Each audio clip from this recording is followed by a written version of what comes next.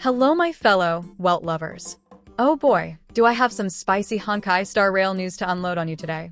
We're diving deep into everything buzzing around patch 3.4 and beyond, but I'm gonna zero in on the stuff you absolutely need to know.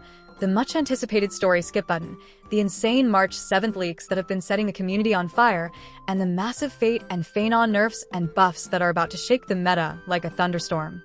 So, buckle up, because this update cycle is not just another run-of-the-mill patch.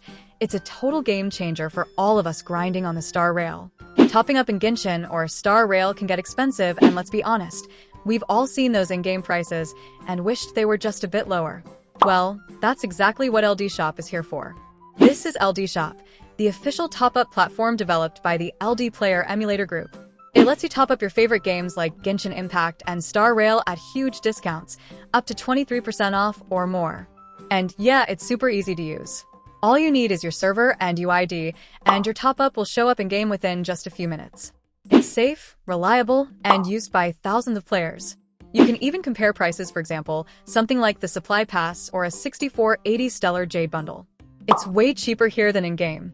If you register using my link, you'll get a 10% off coupon and an extra 5% off coupon, which can save you up to $50 on your first top-ups. Plus, LD Shop gives you the same first top-up bonus you get in-game, so you're not missing out on anything. And if you're planning to spend more, here's a bonus. If you spend over $80, you'll unlock VIP status, which gives you a free supply pass and more perks. So if you're looking to save while still getting everything you normally would in-game, just use the link in the description and get Hyacinth while saving more. Alright, let's kick things off with the biggest quality of life update that's been whispered about for what feels like ages. The story skip button. Yes, you heard that right. Patch 3.4 is finally introducing a skip function for story content, and honestly, this is going to be a blessing for so many of us. If you're like me, you love the story, but sometimes you just want to grind, farm, or push endgame content without getting bogged down by endless dialogue and slow walking segments. Hoyoverse knows this pain, and they're responding with a skip button that lets you bypass large chunks of the less critical story, mostly side quests and filler dialogue, while locking down the heavy hitters. Key cutscenes and major lore dumps will still be unskippable, so nobody misses the juicy plot twists and emotional moments. Now, this skip feature is rumored to potentially cover main quests, side quests, and even character stories.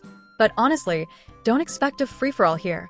The main story's crucial parts will probably remain mandatory viewing because, well, Hoyoverse loves their storytelling moments a bit too much to let us speedrun the narrative entirely.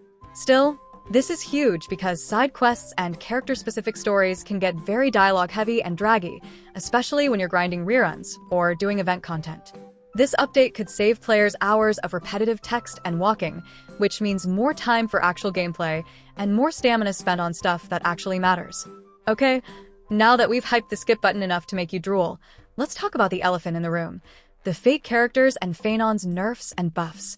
These two have been pretty dominant in the meta lately, and it seems Hoyoverse is stepping in to shake things up. Alright, let's talk Saber and Archer from the Fate collab, because patch 3.4 is bringing some solid changes that really elevate their gameplay beyond just cool banner animations. Archer's rework in V3 gives him a solid set of buffs that trim the fat and enhance what really matters. While his ultimate and follow-up attack, FUA, multipliers were slightly reduced, these weren't the breadwinners of his kit to begin with. In return, his ultimate now costs 220 instead of 240, and his crit damage buff was doubled from 60% to 120% when conditions are met, making his burst windows far more lethal.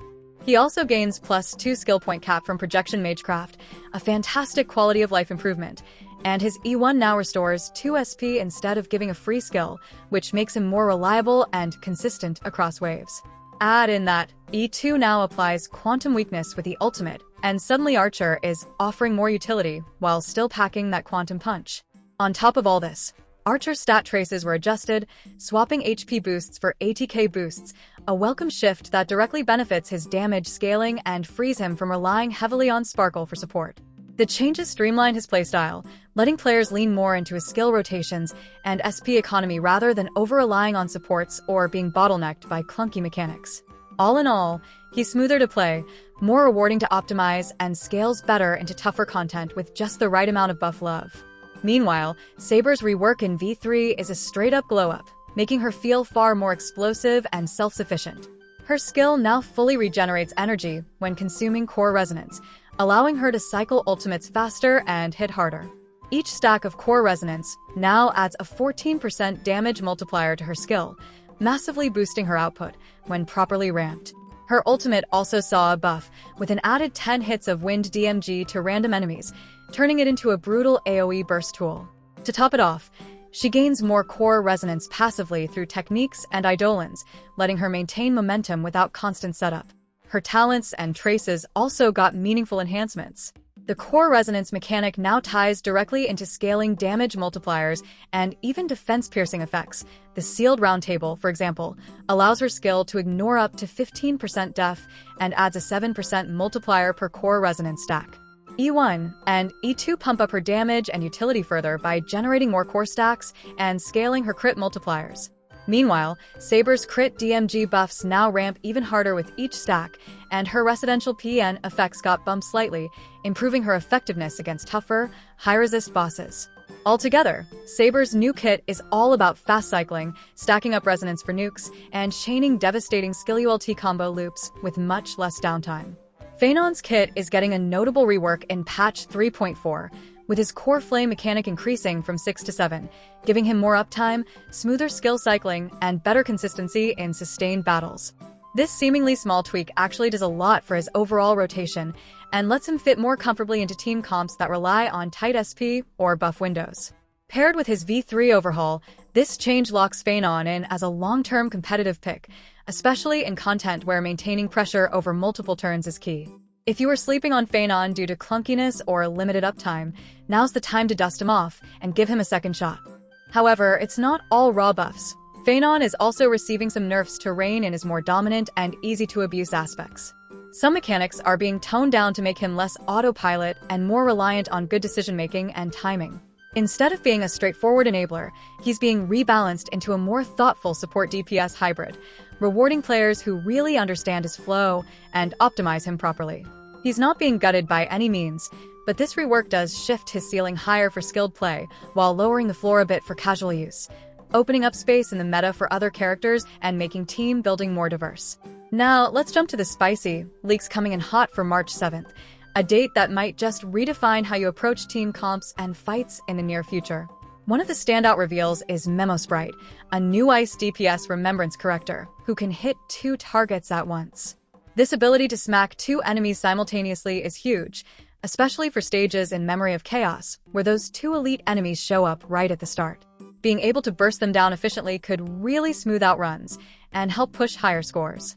Her member sprite is this jellyfish called Alefish, which confirms she's a remembrance character for sure. There's some speculation that her elemental affinity might change from ice to something else, which would definitely keep the roster fresh. Honestly, I'm rooting for fire since the fire DPS options are kinda sparse right now, and adding another fire powerhouse would be epic. So there you have it, my fellow Welt lovers. Patch 3.4 and the March 7th updates are shaping up to bring a ton of fresh excitement, strategic shakeups, and quality-of-life improvements like that glorious story skip button. Fate and Phaenon are getting the nerf and buff dance that should rebalance their dominance. New characters with crazy potential are arriving, and the story is going deeper and darker with some unforgettable moments. This patch feels like a breath of fresh air and a call to action. Whether you're a veteran grinder or a lore fanatic, there's something here for you. What do you think? Are you hyped for the story skip button finally making the grind smoother? How are you feeling about the Fate and Phaenon changes? And who are you most excited to pull or build for with the March 7th leak news? Drop your thoughts and chaos in the comments, because you know I'm here for all the hype and drama with you. Until next time, keep that grind strong, and see you on the Star Rail.